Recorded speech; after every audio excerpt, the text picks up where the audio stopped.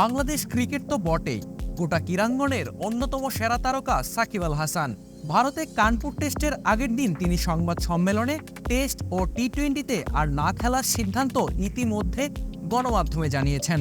যদি সুযোগ থাকে, আমি যদি দেশে যেয়ে খেলতে পারি, মিরপুর টেস্ট হবে আমার জন্য লাভ। যাকে ঘিরে সাকিবের এই সিদ্ধান্ত নিয়ে আলোড়ন তুলেছে গোটা ক্রীড়াঙ্গনে। সাকিব আল হাসানের বেড়ে ওঠা বাংলাদেশের ক্রীড়া শিক্ষা প্রতিষ্ঠান বিকেএসপি।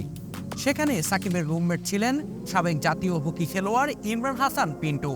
বন্ধুর আকস্মিক অবসরের ঘোষণায় পিন্টুর প্রতিক্রিয়া, ভারত টেস্টের আগে সে যখন ইংল্যান্ডে ছিল তখন কথা হয়েছিল সাকিবের সাথে।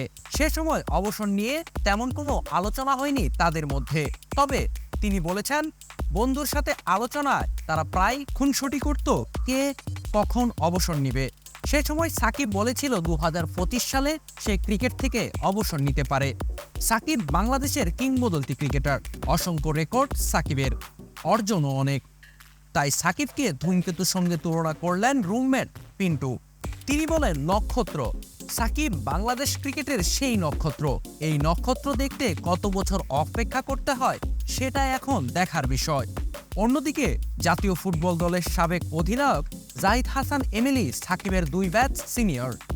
সাকিব আল হাসানের আকস্মিক সিদ্ধান্ত নিয়ে এমিলি জানিয়েছেন, সে বাংলাদেশের ক্রীড়াঙ্গনের বড় সম্পদ। তার না খেলার কারণে যে অভাব তৈরি হবে সেটা সহসায় পূরণ হওয়ার নয়।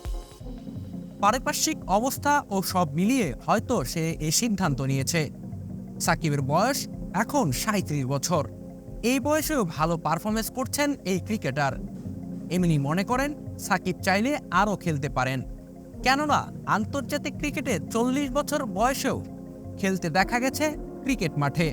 সেই হিসেবে সাকিব আরও 2 বছর খেলতেই পারেন। প্রায় একই রকম অভিব্যক্তি জাতীয় হকি দলের সাবেক অধিনায়ক মামুনুর রহমান চয়নের ক্ষেত্রেও। চয়ন অবশ্য সাকিবের অগ্রজ। তিনি মনে করেন সাকিব আরও কিছুদিন খেলতে পারেন। সাকিবের পারফরমেন্স ভালোই ছিল। পারফরমেন্সের জন্য সে কখনো বাদ পড়েনি জাতীয় দল থেকে। সে এখনও যথেষ্ট ফিট, আরও কিছুদিন খেলতে পারেন বলে মনে করেন জাতীয় হকি দলের সাবেক এই অধিনায়ক।